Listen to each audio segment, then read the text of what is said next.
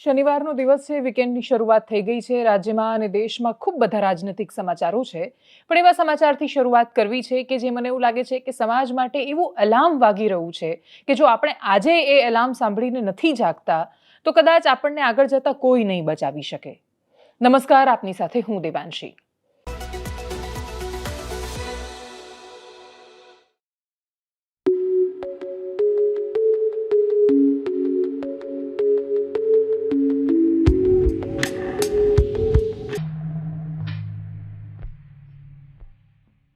પ્રેમ એ આ દુનિયાનું સૌથી અદ્ભુત અભિવ્યક્તિ છે એ કે એનાથી સુંદર કશું હોઈ જ ન શકે. એ દુનિયામાં થતી સુંદરતમ અને અપ્રતિમ ઘટનાઓમાંથી એક છે. પણ જો 5મા ધોરણની છોકરીને ઇન્સ્ટાગ્રામ પર પ્રેમ થાય છે તો એ ચિંતાનો વિષય છે. જો કેજીના છોકરા કે જે હજી તોતડું બોલે છે, બોલતાય નથી આવડતું, એ આઈ લવ યુ એમ કરીને જો લેટરો લખે છે અને પછી પોતાના પ્રેમને આઈ લવ યુ કહેવું એ ખોટું નથી. માં પણ બાળકને કહે છે, એક બાળક બીજા બાળકને કહી શકે. આઈ લવ યુ નો મતલબ ખાલી વાસના સાથે સંબંધિત બિલકુલ નથી હોતો. પ્રેમ એ ખરેખર પવિત્ર છે. પણ જો એ કેજીમાં ભણતા છોકરાઓ રીલ્સ જોઈને ઇન્સ્ટાગ્રામની પેલા હીરો હિરોઈનના મૂવીમાં બતાવેલા પ્રેમને જોઈને પ્રેમ પત્રો લખતા થઈ જાય તો એ ખરેખર ચિંતાનો વિષય છે. અમદાવાદની ખૂબ હાઈ પ્રોફાઇલ શાળાનો હમણાં થોડા સમય પહેલાનો જ કિસ્સો હતો કે જે એના ટીચરે કહ્યો હતો મને કે અમારે ત્યાં કેજીના છોકરાએ આઈ લવ યુનો લેટર લખ્યો ને પછી મમ્મીને બોલાવ્યા અને મમ્મી હસ્યા, છોકરું છે. પણ એ પછી છોકરાને પૂછ્યું કે શું કામ, ત્યારે એણે આખી જે ઘટના એક્સપ્લેન કરી કે એને કયા પ્રકારનો પ્રેમ છે. તો કે એને ગાલ પર પપ્પી લેવી છે, એ એની સાથે ફરવા જવા માંગે છે, એ પ્રકારનો પ્રેમ વર્ણવે છે. બાળકની અંદર માસુમિયત હોય અને ત્યાં સુધી એવું કશું લખે તો તમે એને હસવામાં લઈ શકો. 5મા ધોરણની છોકરીનો અરવલ્લીનો કિસ્સો સામે આવ્યો. અરવલ્લીના ધનસુરા પાસેનું એક ગામ. 5મા ધોરણમાં ભણતી છોકરી અચાનક ગાયબ થઈ ગઈ તો મમ્મી પપ્પા ગભરાઈને એમણે પોલીસ સ્ટેશનમાં જઈને અપહરણની ફરિયાદ નોંધાવી. પોલીસને પણ વિચાર આવ્યો કે 5મા ધોરણની છોકરીનું આપણા જિલ્લામાં અપહરણ થાય તો નાક કપાય કાયદો વ્યવસ્થાનું, આપણે કાર્યવાહી કરવી પડે. ગણતરીના કલાકોમાં જ મોબાઈલના લોકેશન્સ વગેરેથી એમણે છોકરીને શોધી પાડી.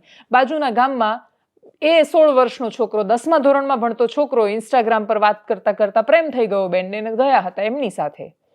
આવું બધું થઈ જાય ત્યારે છોકરો એકલો જ દોષિતની ભૂમિકામાં આવતો હોય છે અને આપણે એવી અપેક્ષા પણ રાખીએ કે ભાઈ એ 5મા ધોરણમાં ભણે છે, તું તો 16 વર્ષનો છે, 10મા ધોરણમાં ભણે છે, એટલી અક્કલ હોવી જોઈતી હતી, પણ નહોતી કોઈને. એ ગયા પછી હવે એ બંને વચ્ચેના સંબંધો છે દુષ્કર્મ થઈ ગયા છે. એ બંને જે એકબીજાની સાથે ગયા એ હવે અપહરણ થઈ ગયું છે અને ગુના છોકરા પર નોંધી દેવામાં આવ્યા છે. એ માતા પિતાએ પણ સમજવું પડશે કે એમની 5મા ધોરણની છોકરી આખું મોડસ ઓપરેન્ડી એની શું હતી અથવા છોકરી કેવી રીતે કામ કરતી હતી. તો કે મમ્મીના સ્માર્ટફોનમાં 7 ઇન્સ્ટાગ્રામના બંને બહેનોએ અકાઉન્ટ બનાવેલા હતા. આ કોઈ એક ઘરની કહાની નથી. એક ઘર કે પછી એક છોકરા છોકરીને દોષ આપવાથી કે એની સામે આંગળીઓ ચીંધવાનું સમાજ જ્યાં સુધી બંધ નહીં કરે ને ત્યાં સુધી એનું નિરાકરણ જ નથી આવવાનું. આપણે શું કરીએ છીએ કે એક ઘટના સામે આવે એટલે એક ગામમાં એક ઘર ને એક પરિવાર સામે કે જોઈ ફલાણાની છોકરી, એણે તો આવા એણે ભવાડા કર્યા છે કે આવા દેખાડા કર્યા છે. આ પ્રકારના શબ્દો એ જાહેરમાં ચર્ચાનો વિષય બને છે. ચર્ચાનો વિષય એ નથી બનતો કે આપણે કેવી રીતે બાકીના બધા લોકોને પણ આ તરફ વળતા રોકી શકીએ. કોઈ પણ દેશ, દરેકની પોતાની સંસ્કૃતિ છે, કોઈની સારી કોઈની ખરાબ એવું નથી, પણ દરેકની પોતાની એક ઓળખ છે. આપણે ગમે તેટલા ઉપર જઈશું ને મહાન બની જઈશું ને આપણે વિશ્વની પહેલા નંબરની અર્થવ્યવસ્થાએ બની જઈશું ને આપણે અમેરિકા તો આપણે આમ સાવ બાજુ પર નહીં હોય, પણ આપણે સખત પાયમાલ હોઈશું આપણા સંસ્કાર અને આપણા કલ્ચરની બાબતમાં. આપણને પડી જ નથી કે આપણા છોકરા છોકરીઓ શું કરી રહ્યા છે. ઇન્સ્ટાગ્રામ પર 10 વર્ષના એ છોકરાને છોકરીઓ બંનેની રીલ બહુ વાયરલ થાય. એ બહુ નાના બાળકો છે. એ નાના બાળકો એવા ઇન્ટિમેટ સીન, રોમેન્ટિક સીન એકબીજાની સાથે રેકોર્ડ કરીને રીલ્સ મૂકે છે ને એ રીલ્સને લાખો કરોડો માણસો જુએ છે સતત. એમને એ વિચાર નથી આવતો કે એમનું એ બાળક જોઈ રહ્યું છે. તમને રીલ જોવી સારી લાગે છે, તમારું બાળક આ જ્યારે કરશે ને ત્યારે તમને નહીં ગમે. કેમ કે 10 વર્ષનું છોકરું આ કરે ત્યારે મા બાપને ન જ ગમે. કેજીનું છોકરું જ્યારે લવ લેટર લખે ત્યારે મમ્મી હી બાળક છે એમ કરીને હસી શકે, પણ એ જ છોકરી જ્યારે 10 વર્ષની થઈને ભાગી જાય તો ઉંમરમાં ફરક 4 જ વર્ષનો છે ખાલી. સિનિયર કેજીમાં એ 6 વર્ષના હોય છે અને પછી 4થા ધોરણમાં કે 5મા ધોરણમાં આવે ત્યારે 10 વર્ષના હોય છે. આટલો જ ફરક છે. એ 4 વર્ષમાં ભાગી જાય છે અને એના પછી આખું જે સામાજિક વાતાવરણ દૂષિત થાય છે એના વિશે આપણને ચિંતા કરવાનો કદાચ સમય જ નથી. આવા સમાચારો એ બહુ જ બધા સમાચારોની વચ્ચે દટાઈ જાય છે. આ એકમાત્ર સમાચાર નથી, આવા અનેક સમાચાર છે. જરૂરી નથી કે તમે ખાલી ઇન્સ્ટાગ્રામની રીલ્સને જવાબદાર માનશો. પહેલાં પેલી ચિઠ્ઠીઓ લખતા કે પછી બેનપણીઓ કે બેનપણાઓ જોડે પૂછાવતા, એ પ્રક્રિયાઓને પદ્ધતિ અલગ હતી. પણ એ ઉંમરમાં તો ફરક આવ્યો છે. 5મા ધોરણની છોકરીઓને ભાગી જવાના પ્રેમ નહોતા થતા. 5મા ધોરણની છોકરીઓ પર વાસના સવાર નહોતી થતી કે એ લોકોની શરીરની પણ જરૂરિયાતો ઊભી થવા માંડે અને એ લોકો કોઈ પણ છોકરા સાથે શારીરિક સંબંધો બાંધી શકે. આ ચિંતાનો વિષય છે. આ ચિંતાનો વિષય આ સાચું છે ને આ ખોટું છે એટલે નથી, પણ આ આપણું નથી. એ બહુ સરળ છે. અને જો આપણે આ વાત સમજીશું અને આપણે માંડ એમાંથી બહાર આવ્યા છીએ. બાળ લગ્નો પછી બહુ જ નાની ઉંમરે જ્યારે લગ્ન થઈ જતા, એટલે 10-12 વર્ષની ઉંમરે છોકરીઓના લગ્ન થઈ જતા હતા પહેલાં. એવું નહોતું કે આપણું બહુ અદ્ભુત જ સરસ રહ્યું હતું. પણ એના પછી કેટલી સ્ત્રીઓ છે કે જે મૃત્યુ પામતી હતી, નાનપણમાં બીમારીઓનો ભોગ બનતી હતી. જ્યારે ગર્ભ રહી જાય એના પછી એ છોકરી છે એનું શરીર એટલું વિકસિત જ નથી થયું હતું. બાયોલોજિકલી શી ઇઝ નોટ એબલ. એ સક્ષમ જ નથી જો બાળકને કેરી કરવા કે બાકીના કોઈ સંબંધો માટે. એના અંતઃસ્ત્રાવો પણ એવું નથી કહી રહ્યા એને. તો આપણે એને શું કામ એમાં ધકેલવી છે જેમાંથી માંડ બહુ જ વર્ષો થયા બહાર નીકળતા. આટલી સારી ને સરળ ને સાદી વાત આપણે જો સમજાવી શકીએ કદાચ તો એ બહુ મોટું કલ્યાણ થવાનું છે. એટલે આપણા દેશમાં આર્થિક અપરાધોની સંખ્યા તો અતિશય વધી જ રહી છે. આર્થિક રીતે આપણે કેટલું આગળ વધી રહ્યા છીએ એ ખબર નથી. એક રિપોર્ટ આવે તો એવું કે બહુ સરસ ફૂલ ગુલાબી છે અને એક રિપોર્ટ આવે તો એવું કે બધું ખાડે ગયેલું છે. પણ આ બહુ સબ્જેક્ટિવ છે. આર્થિક વાત એવી છે કે જે મારી વ્યક્તિગત છે, તમારી અલગ છે ને તમારી ને મારી અલગ હોઈ શકે છે. એટલે એવું હોઈ શકે છે કે હું આટલા લાખ કમાતી હોઉં ને મારી સાથેનું માણસ અમે જેની સાથે એકદમ બેઠા છીએ, એકદમ નજીકના સંબંધો છે, કાં તો અમુક હજારમાં કમાતું હોય. બધાનું કમાવાની વાતો બહુ સબ્જેક્ટિવ છે. કલ્ચર સબ્જેક્ટિવ નથી. ઘરના સંસ્કાર અલગ અલગ હોઈ શકે. કેટલા વાગે કોઈ જાગે છે, એ જાગ્યા પછી શું કરે છે, એ ઘરમાં એકબીજાની ભાષા શું છે, એ કદાચ અલગ અલગ હોઈ શકે. પણ જ્યારે એ શાળામાં જાય છે અથવા સમૂહમાં આવે છે ત્યારે એ સામૂહિક સંસ્કૃતિ બને છે. અને એ સામૂહિક સંસ્કૃતિએ ભારતને બનાવ્યું છે, ટકાવ્યું છે અને વર્ષો સુધી આગળ વધ્યું છે. એના આદર્શો પ્રસ્થાપિત થયા છે. એ આદર્શો પ્રસ્થાપિત કરવા માટે જો 5મા ધોરણની છોકરીને ઇન્સ્ટાગ્રામ વાપરીને પણ એ જાણી શકે છે કે કોણ હતા અહલ્યાબાઈ હોલકર. એ જાણી જ શકે છે લક્ષ્મીબાઈ વિશે, એ જાણી જ શકે છે લોપામુદ્રા વિશે, એ મૈત્રેયી વિશે જાણી શકે છે, એ એવી દરેક સ્ત્રીઓ વિશે જાણી શકે છે કે જે સંવાદો કરતી હતી, ચર્ચાઓ કરતી હતી, જે ડિબેટ કરી શકતી હતી, નાનપણથી ખૂબ તેજસ્વી હતી. એ લોમહર્ષિની વિશે જાણી શકે છે જે ખૂબ નાનપણમાં પરશુરામ સાથે ગયા હતા અને એમની પણ પોતાની કેટલી બધી ક્ષમતાઓ હતી.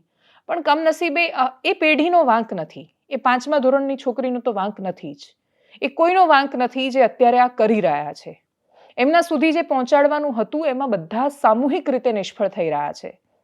અને એ સામૂહિક નિષ્ફળતાનું પરિણામ આપણી સામે એ છે કે આ પ્રકારના સમાચારો એનાલિસિસમાં સૌથી પહેલા મારે તમને બતાવવા પડે છે એવી અપેક્ષા સાથે કે જો તમારા ઘરમાં એ બાળક છે તો એટલું તો ચિંતા કરજો કે એ કાલે જે સ્કૂલમાં જશે એ સ્કૂલમાં એના હાથમાં લવ લેટર નહીં આવે એની કોઈ જ ગેરંટી નથી. લવ લેટર આવે એમાં વાંધો નથી, પણ એ કયા ઉદ્દેશ્યથી આવેલું છે. શું 5મા ધોરણના બાળકની અંદર એ વાસનાનો શિકાર થઈ રહ્યા છે એ બાળકો કે જે એમને નથી ખબર કે આગળ જતા ક્યાં લઈ જવાની છે? શું એ ફસાઈ રહ્યા છે દલદલમાં જ્યાંથી એ બહાર નથી આવવાના?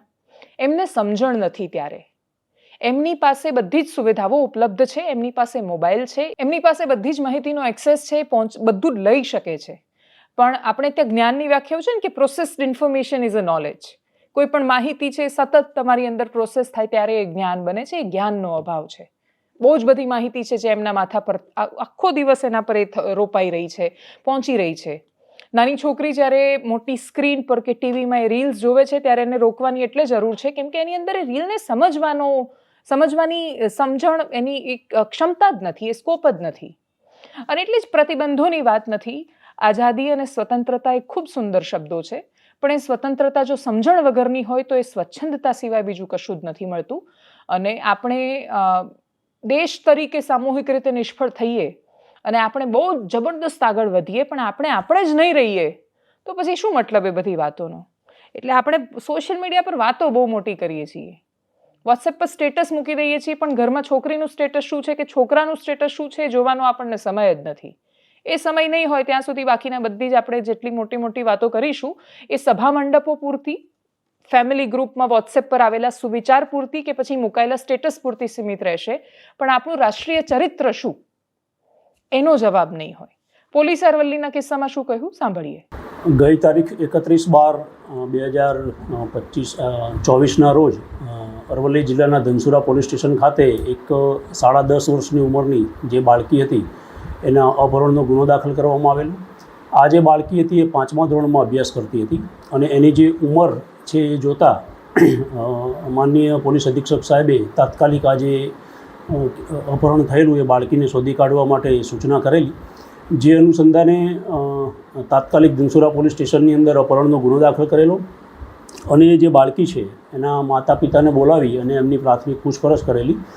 તો એવી હકીકત જણાઈ આવેલી કે આ જે ભોગ બનનાર બાળકી હતી આ ઉપરાંત એની જે મોટી બહેન છે એ પોતે પણ સગીર વયની છે અને બંને બહેનો જે છે એ એની માતાનો જે સ્માર્ટફોન હતો એનો એ ઉપયોગ કરતી અને બંને બહેનોના થઈને લગભગ 7 જેટલા એમના ઇન્સ્ટાગ્રામના એકાઉન્ટ હતા, જેમાંથી 5 જેટલા બંધ હતા અને 2 એક્ટિવ હતા. જેમાં આ જે 10.5 વર્ષની નાની દીકરી હતી એ ઇન્સ્ટાગ્રામના માધ્યમથી એક જે એને અપહરણ કરનાર જે છે કાયદાના સંઘર્ષમાં આવેલો બાળક એ પોતે પણ 16.5 વર્ષનો જ છે. એ બંને ઇન્સ્ટાગ્રામના માધ્યમથી સંપર્કમાં આવેલા અને 31 તારીખે બપોરના સમયે તેનું અપહરણ કરી અને એને લઈ ગયેલો.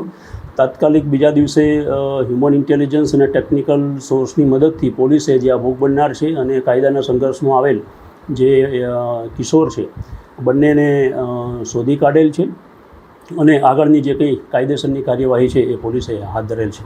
સર, બાળકી સાથે જે કિશોર છે એને બાળકી સાથે દુષ્કર્મ કરેલ છે અને જે બાળકી છે એનું મેડિકલ કરાવવામાં આવેલું છે. આ જે કાયદાના સંઘર્ષમાં આવેલ કિશોર છે એનું પણ મેડિકલ કરાવવામાં આવેલું છે અને એને ઓબ્ઝર્વેશન હોમ મહેસાણા ખાતે મોકલી આપવામાં આવેલું છે. સર, આવો કિશોર પરિવારના બને જે ખાસ કરીને પેરેન્ટ્સ છે, જે માતા પિતા, એમને પોતાના બાળકો સોશિયલ મીડિયાની અંદર તેઓ શું કરે છે અને મોબાઈલનો એ કઈ રીતે ઉપયોગ કરે છે એ બાબતે ખાસ ધ્યાન આપવાની જરૂર છે.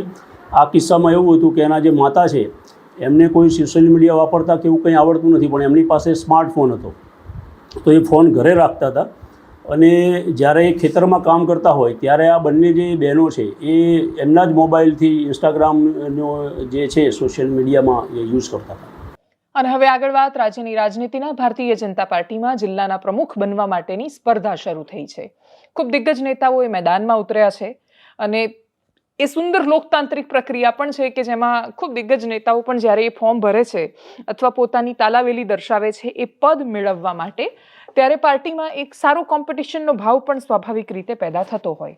પણ આ બધી જ સારી વાતોની વચ્ચે એવા કડવા દ્રશ્યો પણ સામે આવે કે જે દ્રશ્યો જોઈને થાય કે આ એ જ ભારતીય જનતા પાર્ટી છે જે પોતાને શિસ્તને વરેલી ને કેડર બેઝ ને કાર્યકર્તાથી મોટી થતી પાર્ટી માને છે.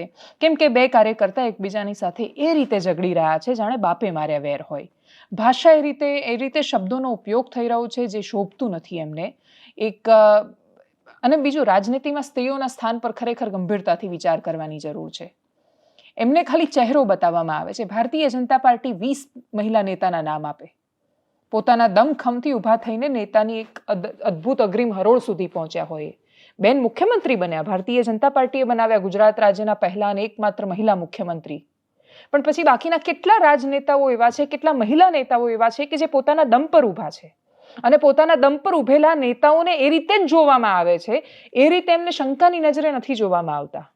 નેતા બનવા માટે જો તમારે કોઈ મોટા નેતાના ફાર્મ હાઉસ પર જવું પડતું હોય તો એ ચિંતાનો વિષય છે. કોઈ પદ મેળવવા માટે તમારે શોર્ટકટ્સ અપનાવવા પડતા હોય તો એ ચિંતાનો વિષય છે કે તમે સ્ત્રીને આજે પણ યોની પૂરતી સીમિત રાખી છે. એ સક્ષમ સ્ત્રીઓ તમને મળી શકવાની છે પણ એ રાજનીતિમાં શું કામ નથી આવતી? તો રિઝર્વેશન જાહેર કર્યા પછી તો હવે એ વિચાર કરવાનો સમય આવી ગયો છે કે ક્યાં સુધી એમને સીમિત રખાશે.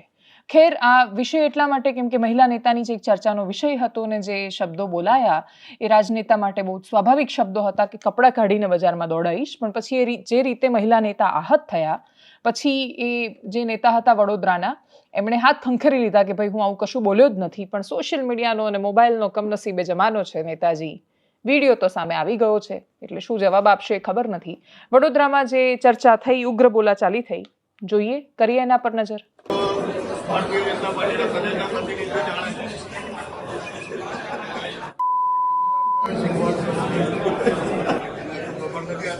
વચનની મર્યાદા પાડે.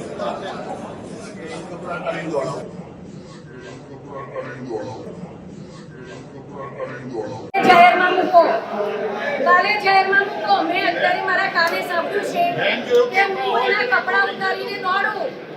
આની અંદર જો તમે ખરેખર મીડિયાવાળા સાચું આનાથી તમારું ઘર ચાલે છે ને તમારામાં નૈતિકતા હોય તો તમે મૂકજો. મારામાં તો નૈતિકતા છે જ. હું મીડિયાના મિત્રોને કહેવા માંગુ છું કે એમના એકલામાં નહીં, અમારામાંથી નૈતિકતા છે. આવો કોઈ વિષય આવ્યો જ નથી. મારે સુનીતાબેન સાથે કોઈ પ્રોબ્લેમ નથી. મારે પાર્ટીના અન્ય કોઈ પદાધિકારી કે પાર્ટીના કોઈ પણ કાર્યકર્તા સાથે કોઈ પ્રોબ્લેમ નથી. સુનીતાબેન ઇન્ટેન્શિયલી કોઈકના હાથા બનીને આવું કોઈ કાર્ય કરતું હોય તો એમને વિચારવું જોઈએ. તમારો વિડિયો એક વાયરલ થઈ રહ્યો છે. તમે કોઈ જૂથની અંદર ચર્ચા કરતા હતા કે બધાને કપડાં કાઢીને નચાઈએ. એવી કોઈ વાત જ બેન અમે નથી કરી. બિલકુલ ખોટી વાત છે, તથ્ય વિહોણી વાત છે. સુનીતાબેન આવા આક્ષેપ કેમ કરી રહ્યા એ સુનીતાબેનને આપ પૂછો. તથ્ય વિહોણી વાત છે. એવું બની શકે. પણ ભારતીય જનતા પાર્ટી શિસ્તની પાર્ટી છે. જ્યારે સેન્સ લેવાતું હોય ત્યારે આ પ્રકારનું વર્તન કેટલું યોગ્ય લાગે? બેન, ભારતીય જનતા પાર્ટી શિસ્તવાળી પાર્ટી છે. અમે પણ શિસ્તબદ્ધ કાર્યકર્તા છે. આવી કોઈ વાત થઈ જ નથી. માત્ર ને માત્ર મારા પર કાદવ ઉછાળવા માટે આ કૃત્ય થઈ રહ્યું છે. હું ક્યાં બાકડ્યો છું ભાઈ? આ બધા મીડિયાના મિત્રો હાજર હતા. સુનીતાબેનને પૂછો, એનો જવાબ એ સારી રીતે આપી શકે. વડોદરા હોય કે અમરેલી, દરેક જગ્યાએથી એક જ વાત ઉપસીને સામે આવી રહી છે કે ભારતીય જનતા પાર્ટી હવે બીજા કોઈ સાથે એટલીસ્ટ અત્યારે તો લડાઈ કરવાની જરૂર નથી. અને આ અત્યારે લડાઈ કરવાની એમને જરૂર નથી એનું કારણ, સૌથી મોટું ઉદાહરણ અમરેલીમાં દેખાયું. અમરેલીમાં ભાજપના નેતાઓ એકબીજા સામે લડતા ઝઘડતા રહ્યા અને કોંગ્રેસ અને આમ આદમી પાર્ટીના નેતાઓએ પૂરી એકતાથી આખો મુદ્દો છે પોતાના કંટ્રોલમાં લીધો. છોકરીને ન્યાય અપાવવામાં ગમે તેવા નેતાઓ બાકીના બધા શ્રેય લેતા હોય. એટલે અલ્પેશભાઈ કથિરિયાએ સુરતમાં જે મિટિંગ કરી કે દિનેશભાઈ બાંભણિયાએ જે કર્યું કે બાકીના જેટલા નેતાઓના નામ સામે આવ્યા, જેનીબેન ઠુમ્મર ને ગોપાલ ઇટાલિયા અને રાજુ કરપડા સહિતના નેતાઓ હતા, મેહુલ બોગરા જેવા એક્ટિવિસ્ટ હતા ને એ સિવાયના ઘણા બધા માણસો હતા કે જે લોકો આ મુદ્દાની સાથે લગોલગ રહ્યા હતા અને એમાં જેનીબેને આખા મુદ્દાને હાઈજેક કર્યો, એમાં કોઈ શંકાને સ્થાન નથી. એટલે જ્યારે આંતરિક સંઘર્ષો બહુ જ વધારે હોય ત્યારે સ્વાભાવિક રીતે ત્રીજી પાર્ટી અથવા ત્રીજો પક્ષ ફાવતો હોય છે. અમરેલીના પોલિટિક્સમાં એ દેખાયું. બાકીના બધા પોલિટિક્સમાં હજુ એ દેખાવાને એટલે સંભાવનાઓ ઓછી છે કેમ કે શહેરી વિસ્તારોમાં ઝઘડા છે ત્યાં સુધી ભારતીય જનતા પાર્ટીને સામે બીજો કોઈ ઓપ્શન અત્યારે નથી. પણ એ ઓપ્શન જો ક્યારેય નહીં બને કે આખું જિંદગીમાં આપણને 7/12માં લખી જ આપ્યું છે કે વડોદરા એટલે 7/12માં લખીને આપી દીધું જાઓ ભારતીય જનતા પાર્ટીનું, અમદાવાદ એટલે લખીને આપી દીધું ભારતીય જનતા પાર્ટીનું, કોઈ પરિસ્થિતિ હંમેશા માટે સરખી નથી રહેતી. આ વાત જ્યાં સુધી સંગઠનના કે બાકીના નેતાઓ નહીં સ્વીકારે અને કોઈ પણ શહેરને કે પાર્ટીને પોતાની જાગીર નહીં સમજવા માંડે તો કદાચ આગળ પરિણામ જોવા મળી શકે એમ છે. આગળ વાત બનાસકાંઠાની કરવી છે. જિલ્લાઓની જાહેરાત. નવો જિલ્લો જાહેર થતાની સાથે જ વિરમગામના ધારાસભ્ય હાર્દિકભાઈ પટેલે પણ એવું બુલંદીથી કહ્યું કે છાતી ઠોકીને કહું છું કે વિરમગામને અલગ જિલ્લો આપણો જાહેર કરાવીને રહીશું. વિરમગામ ક્યારે જિલ્લો જાહેર થશે એ ખબર નથી, પણ દિયોદરમાં બહુ જ મોટી સભા સોમવારે થવા જઈ રહી છે. ઓગળ જિલ્લો જાહેર કરો. કાંકરેજના લોકો દિલથી વિરોધ કરી રહ્યા છે કે ભાઈ આવું ન ચાલે. ધાનેરાના લોકો, ધાનેરા આજે સજ્જડ બંધ રહ્યું. માવજીભાઈ દેસાઈ તેના ધારાસભ્ય છે, અપક્ષના ધારાસભ્ય છે, આમ અને આમ ભારતીય જનતા પાર્ટીને સમર્થન આપે છે. એટલે આમ ભાજપના અને આમ અપક્ષ એ રીતે માવજીભાઈ દેસાઈ ધારાસભ્ય છે તો એમણે પણ વિરોધ કર્યો. ભરતસિંહ ડાભી ભારતીય જનતા પાર્ટીના નેતાઓ જ છે જે સૌથી વધારે વિરોધ બનાસકાંઠામાં કરી રહ્યા છે. કોંગ્રેસના કે અપક્ષના નેતાઓ થોડો સહયોગ આપી રહ્યા છે, બોલી રહ્યા છે પણ બોલે છે નથી બોલતા એ પ્રકારે. વિરોધનો સામનો બનાસકાંઠામાં પણ ભાજપના જ નેતાઓ તરફથી સૌથી વધારે સામે આવી રહ્યો છે. જે લોકો ખુલીને સામે નથી આવતા એ લોકો ફોન કરીને કહે છે કે અમારા મુદ્દામાં આવું છે ને આવી રીતે તમારે આ વાત કરવી જોઈએ. કેટલાય લોકો એવા છે કે જેમને સંગઠનની મર્યાદાઓ નડી રહી છે, કેટલાય લોકો એવા છે કે જેમને પોતાના વેપારની મર્યાદાઓ નડી રહી છે, તો કેટલાક લોકોને ભવિષ્યમાં એમને થઈ શકનારા લાભ રોકાઈ જશે એ પ્રકારનો ડર સતાવે છે. આ બધાની વચ્ચે જે પરિસ્થિતિઓ દેખાઈ એમાં જે મુખ્ય માંગ આવી એ ફરી એકવાર સહકારને લગતી આવી. એમણે કહ્યું કે ભાઈ ડેરી અને બેંકનું પણ વિભાજન કરી નાખો. કાંકરેજનો પ્રોટેસ્ટ, ધાનેરાનું સજ્જડ બંધ થવું, દિયોદરમાં આવનારા સમયમાં સભા થવી, સરકાર આ મુદ્દાઓ પર ફરી ફેરવિચારણા કરી શકે એટલું આ સરળ નથી હોતું. આનો કોઈ વચ્ચેનો રસ્તો એ છે નહીં કે સરકાર એમાં કંઈ મદદ કરે. આગેવાનો સાથે સંવાદ અને સમાધાન તરફી આખી વાત કઈ રીતે જાય છે એના પર નજર રહેશે. સૌથી ઇન્ટરેસ્ટિંગ એ છે કે કોંગ્રેસના ધારાસભ્યનું કહેવું છે સંકલનની જે બેઠક થાય એમાં એમણે કલેક્ટરને પૂછ્યું હતું 8 દિવસ પહેલા જાહેરાતના કે શું નવો જિલ્લો બનવાનો છે, શું એનું વડું મથક થરાદ કે દિયોદર કે એવું કોઈ બની શકે એમ છે? શું લાગે છે તમને? કલેક્ટરે કહ્યું હતું કે આવી કોઈ ચર્ચા ચાલી નથી રહી અને એટલે જ એમણે લેખિતમાં જવાબ આપ્યો હતો કે આવું કશું જ થવાનું નથી.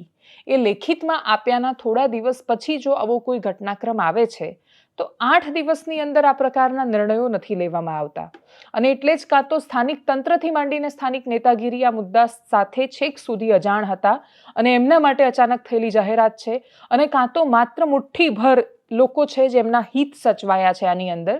એવું હોઈ શકે કે બધા આખા જિલ્લાનું એ હિત સચવાયું હોય અને સમજમાં આવવામાં કે પ્રોસેસ થવામાં વાર લાગતી હોય, પણ વિશ્વાસમાં નથી લેવાયા એ બહુ સ્પષ્ટ છે. કેમ કે કોઈને ખબર નહોતી કે વાવ થરાદ એક નવો જિલ્લો બનવાનો છે. એટલે વાવ થરાદવાળા ખુશ છે, આજુબાજુના લોકો વિરોધ કરી રહ્યા છે. ત્યાંથી જે દ્રશ્યો સામે આવ્યા એ જોઈએ. હાર્દિકભાઈ પટેલે વિરમગામને લઈને શું કહ્યું સાંભળીએ. વસ્તી ગણતરીનો સમય છે કે દેશમાં વસ્તી ગણતરી થશે ને વસ્તી ગણતરી પૂર્ણ થશે પછી જિલ્લાઓ નવા બનાવવા માટેની પ્રક્રિયા બનશે. ઘણા બધાના મનમાં એવું હોય છે કે થરાદ કેમ બની ગયો હતો, તો તમારા બધાને ધ્યાને મૂકો કે બનાસકાંઠા 4 જિલ્લાઓ બની શકે એવડો મોટો જિલ્લો છે. એટલા માટે એને અત્યારે ના છૂટકે જિલ્લો બનાવવો બહુ જરૂરિયાત હતી. પણ આપણો વિરમગામ જિલ્લો બનશે અને વિરમગામ જિલ્લો બનશે તો આપણો નળકાંઠા તાલુકો બનશે. છાટી ઠોકીને આજ તમને કહીને જઉં છું. અને આપણે બધાએ જે કર્યું છે એ દમ મારીને જ કર્યું છે.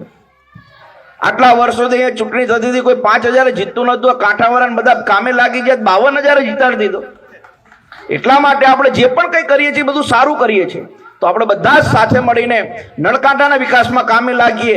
બધા જ સમાજ સાથે મળીને એકજૂટતા રહે, દરેક સમાજની સામાજિક એકતા રહે, કોઈને પણ નુકસાની ન કરી એવો ભાવ રહે અને એવા ભાવ સાથે આપણે નળકાંઠાના બધા જ ગામોને સાથે મળીને વિકાસના કામમાં જોતરીએ એવી આપ સૌ પાસે અપેક્ષા રાખું છું. ખૂબ નવા વિકાસના કામો આવશે, ખૂબ સારા કામો કરીશું, સાથે મળીને કામો કરીશું. અમે બધા જ કામો કરવા માટે તૈયાર છીએ, પણ તમારા બધાના આશીર્વાદ પણ અમારા માથે રહે એવી અપેક્ષા તમારા બધાની વચ્ચે હું રાખું છું. ગુજરાતમાં લાંબા સમયથી જે ભૌગોલિક રીતે મોટા જિલ્લાઓ છે, ખાસ કરીને બનાસકાંઠા, કચ્છ, સુરેન્દ્રનગર, અમદાવાદ, એમાં વિભાજનની માગણીને રજૂઆતો લાંબા સમયથી પેન્ડિંગ હતી. સરકારે નિર્ણય લીધો અને બનાસકાંઠાનું વિભાજન કરવામાં આવ્યું, વાવ થરાદ જિલ્લો બનાવવામાં આવ્યો.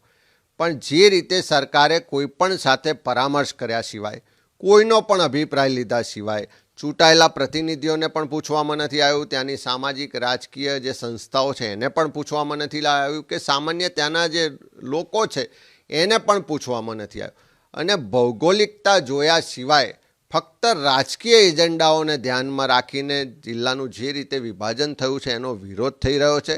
ત્યાં કાંકરેજમાં અમારા ધારાસભ્ય અમરતજી ઠાકોરને બધા જ પક્ષના લોકો આજે રસ્તા પર ઉતરીને વિરોધ કરી રહ્યા. થરા બંધનું એલાન આપવામાં આવે છે. આજે દિયોદરમાં પણ વિરોધ થઈ રહ્યો છે. એનો સ્પષ્ટ મતલબ છે કે સરકારે કોઈ પહેલાં એક્સરસાઇઝ નથી કરી, પરામર્શ નથી કર્યો અને પોતાના રાજકીય એજન્ડા મુજબ જે વિભાજન કર્યું છે એનો વિરોધ થઈ રહ્યો છે. ત્યારે સરકારે પુનઃવિચાર કરવો જોઈએ, બધા જ લોકોને બોલાવી અને ચર્ચા કરવી જોઈએ, બધાના અભિપ્રાયો અને પરામર્શ પછી જિલ્લાના વિભાજનની દરખાસ્તને આખરી ઓપ આપવો જોઈએ. કાંકરેજ તાલુકો ભૌગોલિક રીતે, સામાજિક રીતે બનાસકાંઠા પાલનપુરને સાથે જોડાયેલો છે અને તાલુકાના પ્રજા લોકોમાં થરાદ ઘણું દૂર પડે એટલે એમાં જોડાવા માટે રાજી નથી. અને હું કાંકરેજની પ્રજા સાથે છું, સાથે સાથે જિલ્લાનું વિભાજન કરીશ. ખૂબ સારી વાત છે. કાંકરેજને બનાસકાંઠામાં રાખવાની મારી માગણી છે અને જે સહકારી સંસ્થાઓ છે, દૂધસાગર ડેરી બનાસ, બનાસ બેંક, જિલ્લા સહકારી ખરીદ વેચાણ સંઘ, એ સંસ્થાઓનું પણ જોડે ન જોડે વિભાજન કરવામાં આવે. કારણ કે મહેસાણા અને પાટણ વર્ષોથી જિલ્લા બન્યા છે પણ આજ સુધી એ દૂધ સંઘોનું કે ડિસ્ટ્રિક્ટ બેંકનું જે વિભાજન કર્યું નથી. તો આ જે જિલ્લો જુદો પાડ્યો છે એના સાથે આ સંસ્થાઓનું પણ વિભાજન કરવામાં આવે. કાંકરેજને ભૌગોલિક રીતે અને સામાજિક રીતે પાલનપુર જોડે જોડાયેલ છે સામાજિકો હોય અને લંબાઈની દૃષ્ટિએ પણ થરાદ 90 કિલોમીટર થાય છે અને કાંકરેજ નજીકમાં જોડાય છે. સરકારને જો અનુકૂળતા ના હોય તો કાંકરેજની પ્રજા પાટણમાં જોડાવા માગે છે, તો પાટણ જોડે સરકાર જોડે તો પ્રજા ખુશ છે. દેશની રાજનીતિની પણ વાત કરીએ. દિલ્હીમાં ચૂંટણી છે. દિલ્હીમાં ચૂંટણી ફેબ્રુઆરી મહિનામાં થઈ જશે. ઇલેક્શન કમિશને હજી તારીખ જાહેર નથી કરી, પણ 23મી ફેબ્રુઆરીએ છેલ્લી તારીખ હોવાથી એની પહેલા ચૂંટણી થઈ જવાની છે. મતલબ મહિનો મહત્તમ બાકી છે દિલ્હીની ચૂંટણીને. અને દિલ્હીની ચૂંટણીને મહિનો જ બાકી હોય તો તૈયારીઓ પણ તડામાર હોય તો પ્રધાનમંત્રી પણ મેદાને હોય. ભારતીય જનતા પાર્ટીએ પોતાના પહેલા 29 ઉમેદવારોનું યાદી જાહેર કરી દીધી છે.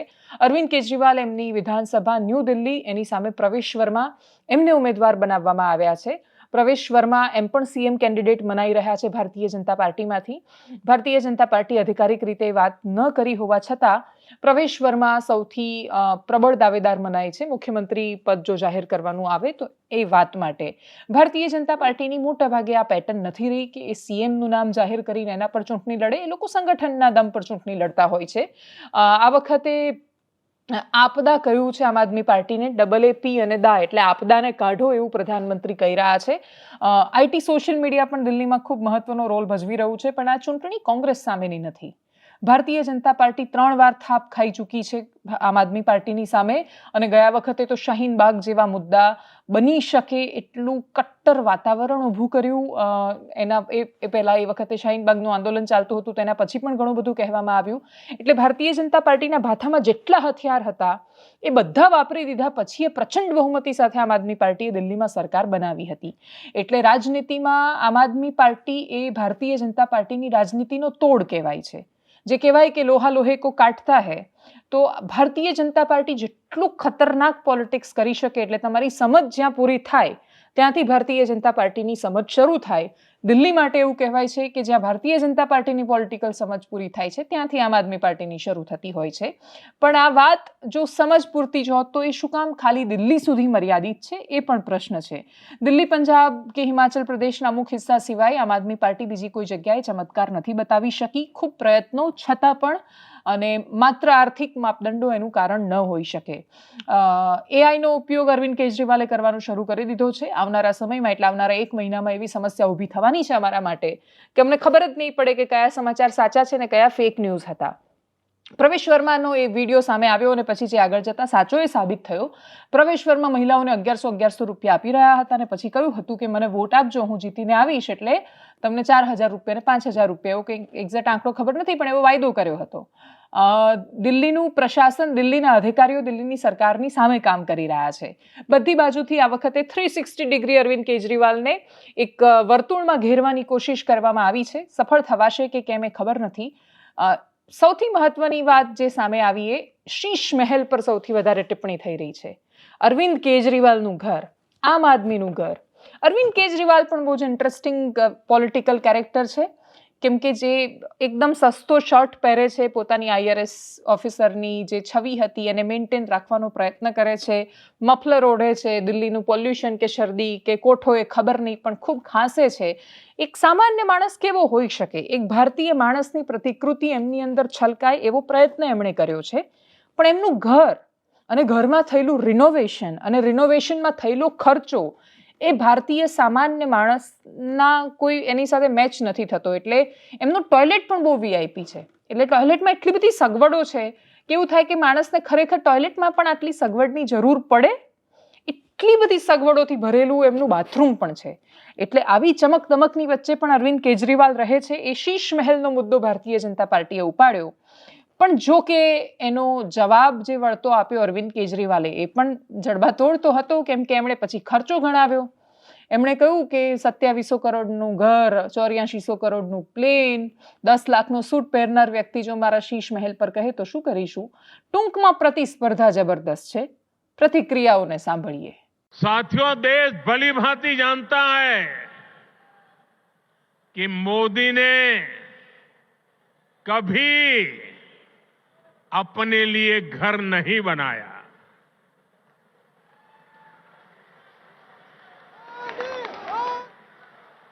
लेकिन बीते 10 वर्षों में 4 करोड़ से अधिक गरीबों के घर उनका सपना पूरा किया है।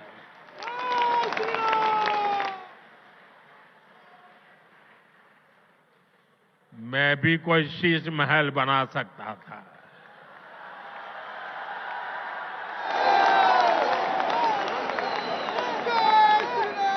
लेकिन मेरे लिए तो मेरे देशवासियों को पक्का घर मिले, यही एक सपना था। 2700 करोड़ रुपए का अपने लिए घर बनाने वाला, 8400 करोड़ रुपए के हवाई जहाज में घूमने वाला, 10 लाख रुपए के सूट पहनने वाला व्यक्ति, उसके मुंह से शीश महल की बातें अच्छी नहीं लगती। मैं व्यक्तिगत आरोप प्रत्यारोप में नहीं जाना चाहता, मैं गाली गलौज की राजनीति नहीं करता, मैं व्यक्तिगत आक्षेप नहीं करता, ये मैं भी कर सकता हूं। मैंने काम इतने किए हैं 10 साल के अंदर, मैं अपने कामों की राजनीति करना चाहता हूं, गाली गलौज की राजनीति मैं नहीं करता। ભારતીય ચૂંટણીઓમાં 3 ફેક્ટર છે. ટ્રિપલ ઈ હંમેશા કાયમ રહેતા હોય છે ને એ છે એન્ટરટેનમેન્ટ, એન્ટરટેનમેન્ટ, એન્ટરટેનમેન્ટ. પણ આ એન્ટરટેનમેન્ટની વચ્ચે અમુક એવા માણસો હોય છે કે જે અવાજ ઉઠાવે છે, જે એવી વાતો પર બોલે છે જે વાતો સામાન્ય રીતે એના પર ચર્ચા નથી થતી. એવા મુદ્દાઓ છે કે જે ક્યારેય મુખ્ય ધારાનો હિસ્સો નથી બનતા અને છતાં એ લોકો લડે છે. છત્તીસગઢના એક પત્રકાર સાથે શું થયું એના વિશે વાત કરવી છે. આ કહાની એટલા માટે તમને નથી કરી કેમ કે એ અમારા સમુદાયમાંથી છે, પણ તમારા માટે એ જાણવી બહુ જરૂરી છે કે અનેક માણસો છે કે જે આ પ્રકારનો સંઘર્ષનો સામનો કરે છે. આ કહાની માત્ર સામાન્ય માણસો માટે નથી, અથવા દરેક વખતે માત્ર પોતાની વિચારધારાના ચશ્મા પહેરીને જજ કરતા માણસો માટે પણ નથી. આ એ વ્યવસાયના માણસો માટે પણ છે કે જે વ્યવસાયને લજ્જિત કરવાનું કામ કરે છે. એમના માટે એ જાણવું જરૂરી છે કે અમુક લોકો કેવો સંઘર્ષ કરી રહ્યા છે. એ સંઘર્ષ વિશે વાત કરતા પહેલા મારા એક મિત્રે પ્રદીપ સૈનીની એક કવિતા લખી છે, એના વિશે મૂકી છે, એના વિશે વાત કરવી છે. પ્રદીપ સૈનીની સરસ કવિતા છે જે હું વાંચીને તમને સંભળાવીશ. आसान है करना प्रधानमंत्री की आलोचना, मुख्यमंत्री की करना उससे थोड़ा मुश्किल, विधायक की आलोचना में खतरा जरूर है, लेकिन ग्राम प्रधान के मामले में तो पिटाई होना तय है.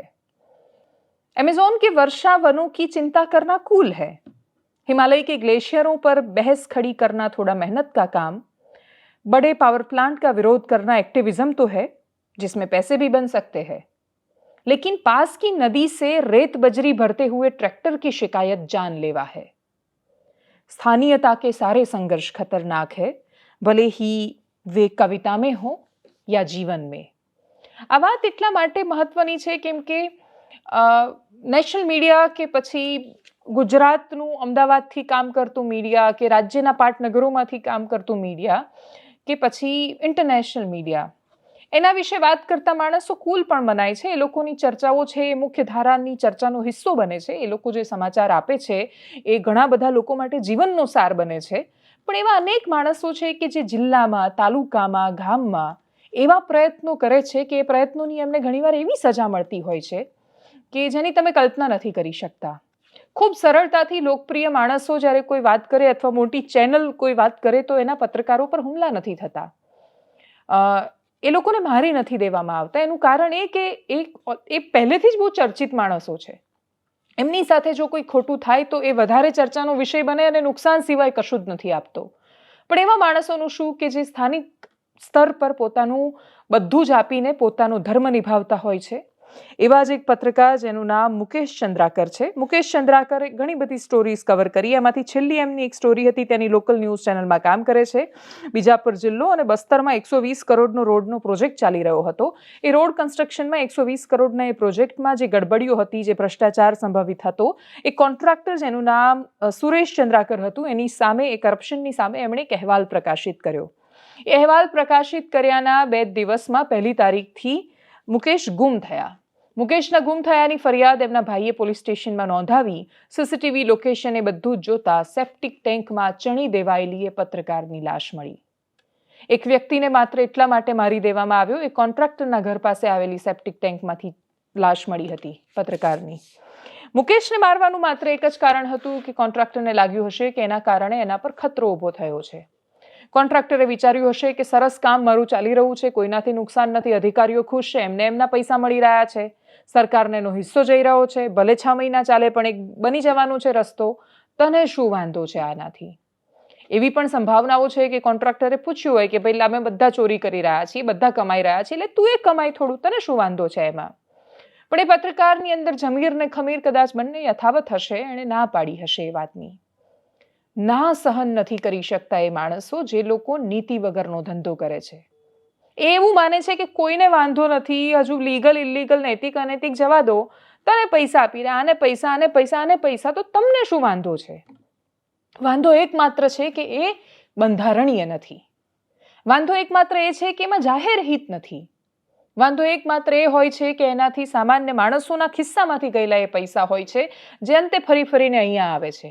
કોઈ પણ એક માણસ, એટલે દુનિયાનો સર્વાધિક પૈસાવાળો માણસ કેમ ન હોય, એ જાતે એટલા પૈસા પેદા નથી કરતો. દરેક માણસ મહેનત કરે છે ને કોઈ રીતે ફ્લો ફરતો રહે છે. દેશમાં ભ્રષ્ટાચાર અને આર્થિક અપરાધો જો ઘટી જાય, બંધ થવાની પણ વાત નથી કરતા, જો ઘટી જાય તો આ દેશનો એક પણ માણસ એવો ન હોય કે જે ભૂખ્યો સૂઈ જાય.